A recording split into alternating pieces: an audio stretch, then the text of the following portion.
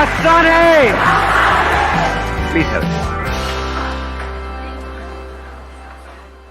Mentally strong कैसे होते हैं और मेंटली स्ट्रांग होने का मतलब क्या है, ये हमको मिल करके आज फाइंड आउट करना है।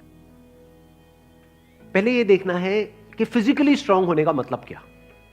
सर फिजिकली स्ट्रांग को कह सकते हैं कि जिसके पास स्ट्रेंथ, स्टेमिना और एंड्योरेंस तीनों हो तो उसे फिजिकली फिट कह। Excellent point, let's give big hand for him.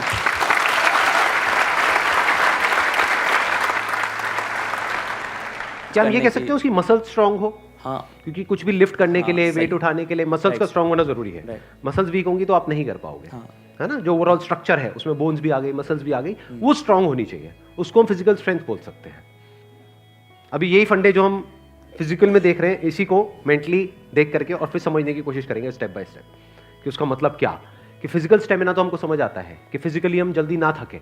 कोई बंदा है उसने थोड़ा बहुत काम किया एकदम से थक गया तो इसका मतलब फिजिकली स्ट्रांग नहीं है। जैसे बहुत लोग होते हैं, जैसे ही अपनी फिजिकल ट्रेनिंग करते हैं, कुछ भी करते हैं, हल्का सा भी दर्द होता है तो छोड़ देते हैं, छुई मुई टाइप के, है ना। तो बड़ा दर्द हो रहा है, भाई दर्द नहीं होगा तो बनेगी कैसे, है ना। Right sir. तो हल्का सा भी कुछ होता है तो छोड़ देते हैं, एंड्योर नहीं कर पाते हैं पेन को। Yes sir. तो पेन को एंड्योर करने की जितनी हमारे अंदर पावर है उसको हम एंड्योरेंस बोल सकते हैं। सर मेरे हिसाब से फिजिकली स्ट्रांग होने का मतलब ये है कि सबसे बड़ी चीज़ ये है कि बीमारियों से दूर होना चाहिए उसे। अगर मतलब कई बार ऐसा होता है कि हमें फिजिकली स्ट्रांग दिख रहा है पर्सन, बट वो होता नहीं है। यानी कि एक बंदा हो सकता है वो फिजिकली हमको स्ट्रांग बाहर से दिख रहा हो और वेट भी बहुत अच्छा लिफ्ट कर रहा हो, और लेकिन उसकी इम्यूनिटी वीक हो। Yes sir. तो हम कह सकते हैं अंदर से वो बंदा कितना स्ट्रांग है। यानी कि जो भी डिजीजेस हैं, मतलब जो भी बीमारियां हैं, उनसे लड़ने की उसके अंदर कितनी पावर है उसकी बॉडी के अंदर। Yes sir. एक तो फिजिकल पावर, एक है उसकी इम्यूनिटी हम बोल सकते हैं। Yes sir. अब एक एक करके इन पॉइंट को देखते हैं कि मेंटल स्ट्रेंथ में किस तरीके से हम अप्लाई कर सकते हैं। सबसे पहले बात हमने करी फिजिकली स्ट्रांग होने का मतलब क्या, स्ट्रेंथ। मतलब आप कह लो वेट उठाना है। जैसे कहीं हम जा रहे हैं रेलवे स्टेशन पे, यहाँ पे, वहाँ पे, एयरपोर्ट पे, और अगर दोनों हाथ में पूरा भारी भारी पूरा भरा हुआ लगेज है, जैसा हम लोग इंडियंस ज़्यादातर लेकर के जाते हैं, लगेज बंदे से भारी होता है, सही है नहीं है। 3-3 बंदे बैठ बैठ करके उसको पैक कर रहे होते हैं घर पे, माँ चढ़ी होती है और साथ में बच्चे भी, बेटा तू भी आ जा, तू भी आ जा, पति अरे तू क्या देगा, इधर बैठ। सारे बैठे हुए हैं और उसको बंद कर रहे हैं, फिर उसको उठा रहे हैं, है ना। तो कहने का मतलब है कि अगर आपकी मसल स्ट्रांग है तो आप उठा लोगे, एफर्टलेसली उठा लोगे। इसी को तो फिजिकल स्ट्रेंथ कहेंगे। एक है बहुत एफर्ट लगा के आपको कुछ छोटा सा काम करना पड़ रहा है, एक है बहुत बड़ा काम भी आप कर रहे हो बिना किसी एफर्ट के। क्यों? क्योंकि आपकी बॉडी स्ट्रांग है, आपकी मसल स्ट्रांग है। बिल्कुल इसी तरह से थिंकिंग मसल्स, यानी कि कोई प्रॉब्लम आई तो आप ये देख सकते हो आपकी थिंकिंग मसल्स कैसी है, बेस्ड अपॉन कि आपका रिएक्शन कैसा है जब कोई आपकी लाइफ में प्रॉब्लम आती है। 3 सिचुएशंस हैं यहां पे, तीनों को एक एक करके देखते हैं। एक है कोई बड़ी प्रॉब्लम आई हमारे सामने और हमने अपने हथियार डाल दिए और हम एकदम से परेशान हुए, तो हम क्या कहेंगे, हमारी मेंटल मसल्स कैसी है, वीक है। मतलब बिल्कुल ऐसा हो गया कि लगेज थोड़ा सा भारी है तो लगेज भारी है, मैं नहीं उठाऊंगा। अरे भाई अपने आप को स्ट्रांग कर, मैं आगे ट्रैवल नहीं करूंगा। क्यों? क्योंकि लगेज भारी है, मैं तो यही रहूंगा, बस स्टैंड पे ही रहूंगा मैं, तो अब मैं नहीं जाऊंगा। तो आप हंस रहे हो लेकिन ऐसे ही हम करते हैं लाइफ में। कोई बड़ी प्रॉब्लम आई तो हम क्या करते हैं, अपने हथियार डाल देते हैं, मतलब वी गिव अप, फेस ही नहीं करते हैं उस प्रॉब्लम को। ऐसी कोई प्रॉब्लम नहीं है जिसका सोल्यूशन ना हो इस दुनिया में। अगर प्रॉब्लम है तो सोल्यूशन भी है, बट सोल्यूशन तक पहुंचने के लिए we need thinking muscles, we need to think a lot in the right direction. और ये राइट डायरेक्शन और रॉन्ग डायरेक्शन क्या है? राइट डायरेक्शन मतलब solution oriented approach, wrong direction मतलब प्रॉब्लम ओरिएंटेड अप्रोच, कि हम प्रॉब्लम में ही जाकर के स्टक हो गए हैं, बस उससे आगे बढ़ ही नहीं रहा है हमारा दिमाग। इसको हम कह सकते हैं मेंटली हमारी जो मसल्स हैं वो वीक है, मेंटली हम वीक है। दूसरा सिनेरियो क्या है, कोई प्रॉब्लम आई, उससे हम लड़े और लड़ने के बाद में बहुत एफर्ट लगाया, बहुत दिमाग लगाया, बहुत मेहनत करी, लड़े और जीत गए, मतलब उस प्रॉब्लम का हमने सॉल्यूशन निकाल लिया। क्या हम कह सकते हैं कि आप मेंटली बहुत स्ट्रांग हो? नो। व्हाई? एग्जैक्टली, बिकॉज आपको बहुत एफर्ट लगाना पड़ रहा है। समझ गए ना? हाँ, जैसे कोई बैग उठाना है तो बहुत एफर्ट लगाना पड़ रहा है जी, दोनों हाथ लगा दिए और ये घसीट घसीट के जा रहे हो और पहुंच गए, कह रहे हो हाँ मैं तो ये मैं तो वो। भाई कुछ नहीं, तेरी कमर में लचक आ चुकी है। The second scenario is better than the first scenario but not as good as the third scenario. Third scenario क्या है? बड़ी से बड़ी भी कोई प्रॉब्लम आई हमारी लाइफ में, हम पहले ही उसके लिए तैयार थे और ऐसे सॉल्यूशन निकल के आ गया। मतलब वो प्रॉब्लम जो दुनिया के लिए बहुत बड़ी है, जिसको देख करके लोग डरने लग जाते हैं, वो प्रॉब्लम आपके सामने आई,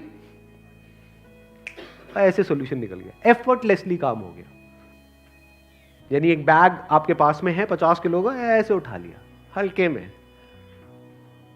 मतलब लोगों को देखने में लग रहा है कि अरे बैग तो बहुत हल्का है। बैग हल्का नहीं है, उस बंदे में दम है। तो कैसे लाइफ की मुश्किल से मुश्किल प्रॉब्लम्स को भी आप आसान से आसान बना सकते हो? कितना आसान बना सकते हो कि ऐसा लगे अरे इस बंदे को तो कोई एफर्ट ही नहीं करना पड़ रहा है। उसी को तो कहेंगे मेंटल स्ट्रेंथ, मेंटली स्ट्रांग होना। इसको अगर मैं समअप करूं, जो भी अभी तक मैंने कहा है उसको एक लाइन के अंदर अंदर, तो वो क्या है? एक कैटेगरी होती है लोगों की जो सिंपल से सिंपल प्रॉब्लम्स को भी कॉम्प्लिकेटेड बना देते हैं अपने माइंड में।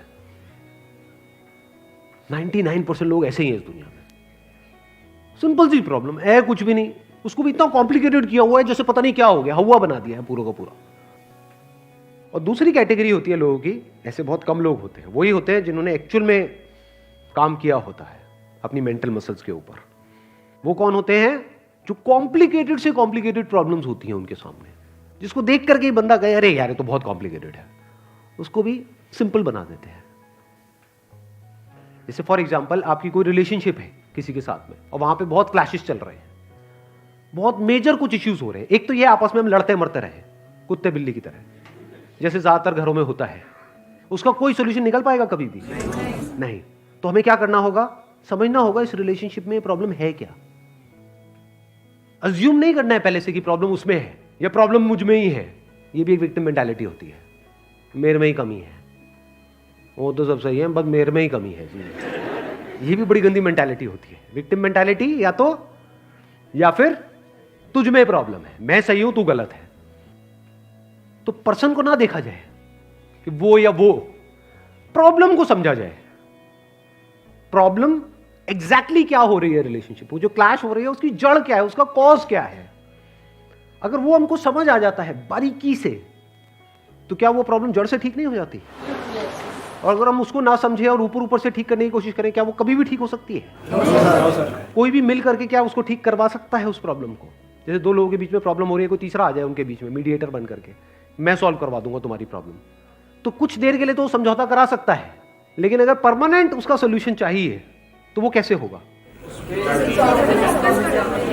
या तो दोनों को या दोनों में से किसी एक को बारीकी से समझना होगा नेचर ऑफ प्रॉब्लम क्या है। And that could be very simple. समझ गए? मतलब लगता क्या है, ये स्पेशली जो रिलेशनशिप्स की जो प्रॉब्लम्स होती है वो बहुत ही कॉम्प्लिकेटेड होती है, एक्सट्रीमली कॉम्प्लिकेटेड। समझ ही नहीं आ रहा था क्या करें क्या ना करें। कई बार होता है कि बहुत ही सिंपल होता है उसका सोल्यूशन। अगर मान लो मेरी किसी के साथ में रिलेशनशिप है, उसमें कोई प्रॉब्लम हो रही है, तो उसको बारीकी से ऑब्जर्व किया, अच्छा प्रॉब्लम हो क्यों रही है और इतनी बड़ी प्रॉब्लम क्यों हो रही है, उसकी जड़ क्या है। तो जब जड़ तक गया तो मैंने देखा कि अच्छा मैं कुछ इस तरह से बोलता हूं जहां से पूरा खेल शुरू होता है। अगर मैं ये ना बोलूं तो, और इसकी जगह ये बोल दूं तो क्या खेल अलग डायरेक्शन में नहीं चला जाएगा? दोनों का अंडरस्टैंडिंग होना बहुत जरूरी है। आप कह रहे हो दोनों की अंडरस्टैंडिंग होना बहुत जरूरी है। हाँ जी सर। ध्यान से समझना, अब ये प्रॉब्लम ओरिएंटेड अप्रोच है, सॉल्यूशन ओरिएंटेड अप्रोच है। ये प्रॉब्लम ओरिएंटेड अप्रोच है जिसका कोई दुनिया में सॉल्यूशन नहीं है। ये बिल्कुल ऐसा है कि सरकार को तो अपना काम अच्छे से करना चाहिए। ये जो चाहिए है ना, ये हम इंडियंस की नस नस में दौड़ रहा है। सड़कों पे सबको अपनी गाड़ी ढंग से चलानी चाहिए, रेड लाइट पे सबको रुकना चाहिए, ये होना चाहिए, वो होना चाहिए, यहाँ पे सफाई होनी चाहिए, दोनों को एक दूसरे को समझना चाहिए, जो कभी नहीं होगा। तो क्या हो सकता है, इसका सोल्यूशन क्या है? ये हो गई प्रॉब्लम ओरिएंटेड थिंकिंग कि हमारी लड़ाई की जड़ क्या है, मैं तो उसको समझता हूं वो मुझे नहीं समझती। समझ गए ना? आ गई ना प्रॉब्लम। जबकि सोल्यूशन क्या है? मुझे ही समझना है, खत्म।